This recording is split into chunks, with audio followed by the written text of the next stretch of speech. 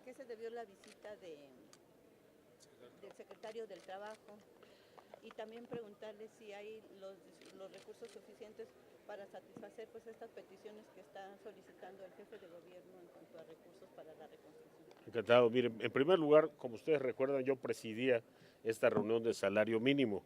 No quisimos, por una cuestión de cambio, posponer esta reunión con el secretario, que la teníamos pendiente desde el periodo anterior y era muy importante particularmente en estas épocas. ¿Qué le plantearon los diputados al secretario?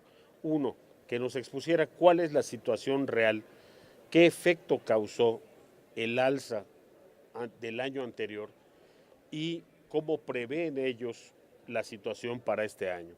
Afortunadamente, lo que nos dijo el secretario, y se lo repitió a los medios, es que el gobierno sí ve una oportunidad de incrementar los salarios, ve un espacio de oportunidad en la disposición de los empresarios y en el ambiente económico que significó apenas el aumento del año pasado un 0.23% de impacto en la inflación. Esos son números muy buenos para pensar que el objetivo de la desindexación, que era que el salario mínimo no impactara en la inflación, se ha conseguido.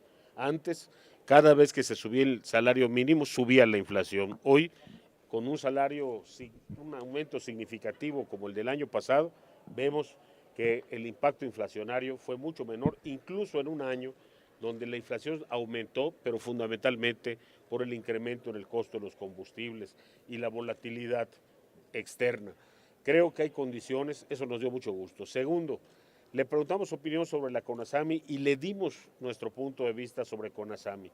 Cómo necesitamos que elementos técnicos se incorporen a esta importantísima comisión y cómo nos interesa que Coneval, por ejemplo, sea uno de los elementos que participen en esta comisión y en estas determinaciones. Y finalmente, sobre lo que llamamos la línea de bienestar.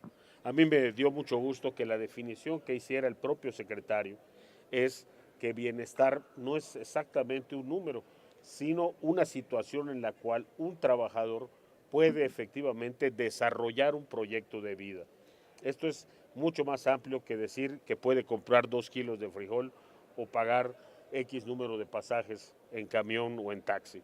Creo que hemos avanzado en esta materia y la Cámara de Diputados le manifestó su determinación, uno, por incrementar el salario, dos, por modernizar la CONASAMI y tres, porque esta línea de bienestar sea una realidad. Pero sí está consciente con respecto al tema de... Pregúntale pero el secretario y ustedes también están conscientes que aún con estos incrementos muy lejos de cumplir el 123 constitucional, ¿no? Porque la gente, pues hay diversas formas de medir la pobreza, pero pues hay mucha pobreza. El día de hoy, la línea de bienestar, o lo que llamamos línea de bienestar, todavía no cumple con el precepto constitucional, pero precisamente esa es la vara que nos ha puesto hoy el secretario del Trabajo y en la que tenemos absoluto consenso. Así es que nuestro trabajo se dirige hacia allá, a alcanzar esa recuperación. Diputado, las cifras dicen que el salario mínimo o el salario que se paga ha perdido 11.1%. Los empresarios proponen un 15%, es decir, apenas ganaría el 4% del salario. En términos reales, el Coneval dice que el salario se ha recuperado un 12%. Aún así, está abajo de esta línea de bienestar. Lo que han propuesto los empresarios es digno de tomarse en consideración. Lo que le hemos dicho al secretario es que estos son momentos en que tenemos que ser, ante este consenso del sector privado y del ambiente laboral, de los sindicatos, creo que hay una gran oportunidad y él coincidió en que se dé un incremento significativo. ¿Pero era necesaria la presión de Estados Unidos y Canadá, diputado? No se debe en lo absoluto a la presión de Estados Unidos y Canadá. Este es un proceso que inició el año pasado, mucho antes de la renegociación del Tratado de Libre Comercio. No hay una cifra y creo, como dice el secretario, que no sería responsable que hoy diéramos una cifra. Creo que estamos hablando de un rango de incremento con respecto al año anterior que implique un incremento porcentual y un incremento en pesos. Vimos que esa fórmula funcionó, tuvo poco impacto inflacionario y creo que debiéramos repetir la misma apuesta. Diputado, le preguntaba si la CONASAMI debe modernizarse.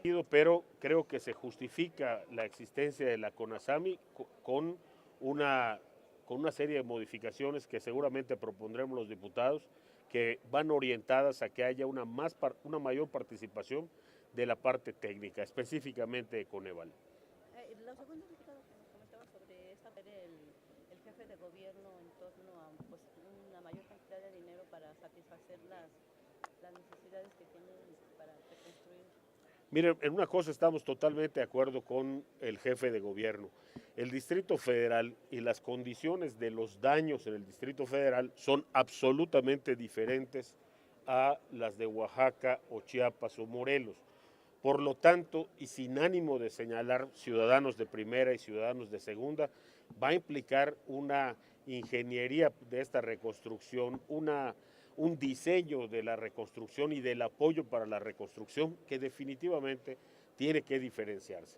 El apoyo que tenemos que brindar quizás debe ser en términos proporcionales al que brindamos a quien no tiene nada, pero también en el caso del Distrito Federal hay que hacer una ponderación. Muchos lo perdieron todo.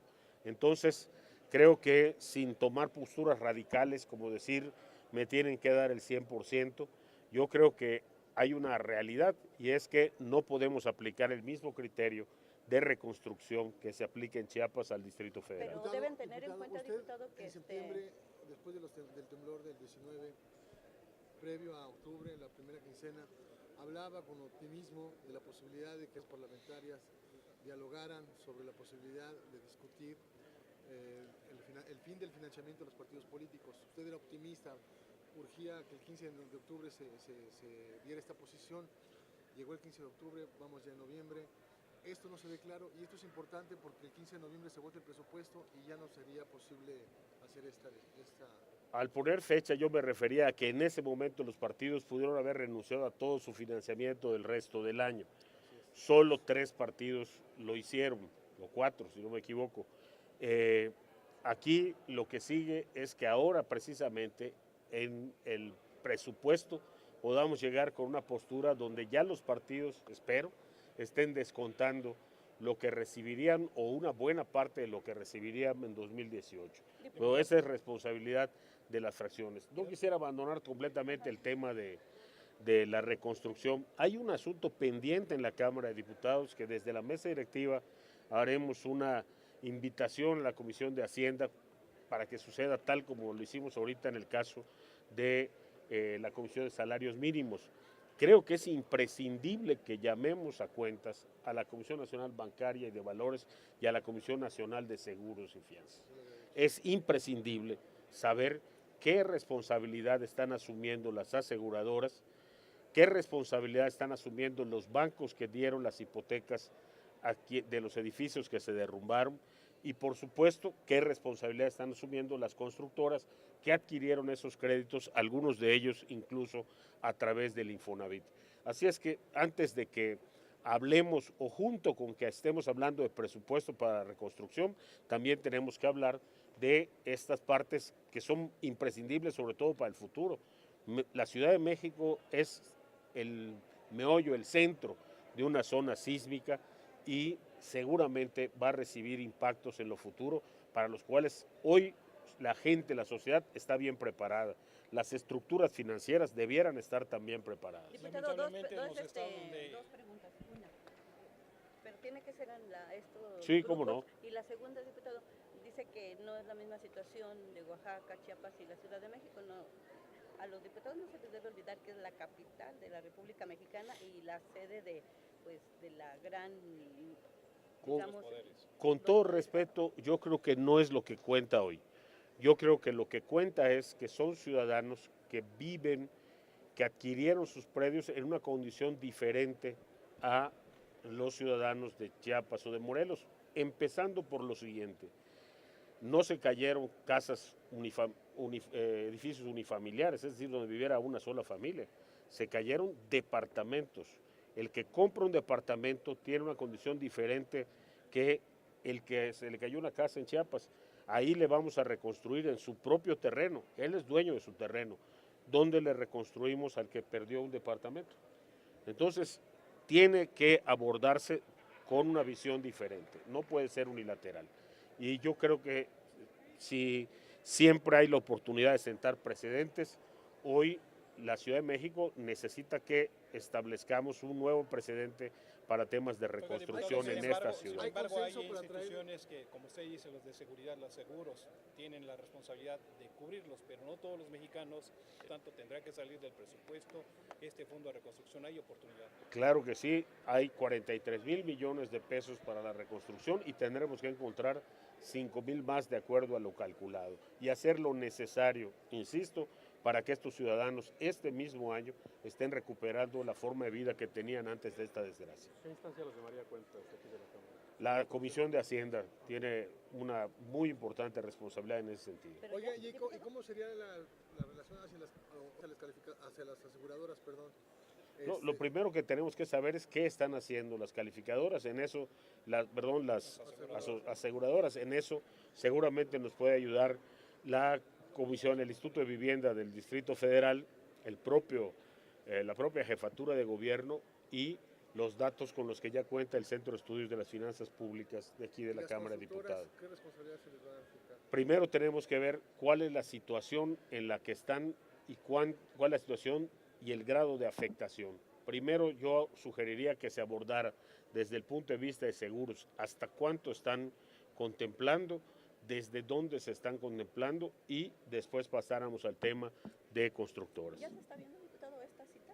Porque ya les surge. Sé que Hacienda ha estado trabajando alrededor del tema de la reconstrucción, tanto Hacienda como la Comisión de Presupuesto, pero esta es una cuestión un poco más especializada. Yo conversaré hoy mismo con la presidenta para precisamente sugerirle que impulsemos estas tareas. Esa sí es responsabilidad de la mesa directiva. ¿Podría hablar otro poco sobre la cuestión de los partidos políticos? ¿Se va a discutir esto? ¿Cómo se va a hacer? Depende, insisto, de que cada partido venga en la disposición de sacrificar recursos, que no se trata de sacrificar, sino de ajustarse a la realidad de una reconstrucción que tiene que ser muy rápida y tiene que optar porque antes que suspendamos el apoyo a otras instancias, puede ajustarse, como ya lo han pedido además organizaciones internacionales. Recibimos aquí a Change.org, creo que están pidiéndole a la política, a las elecciones, que sea donde comience el esfuerzo de economizar y ceder recursos. Muchas gracias. Muy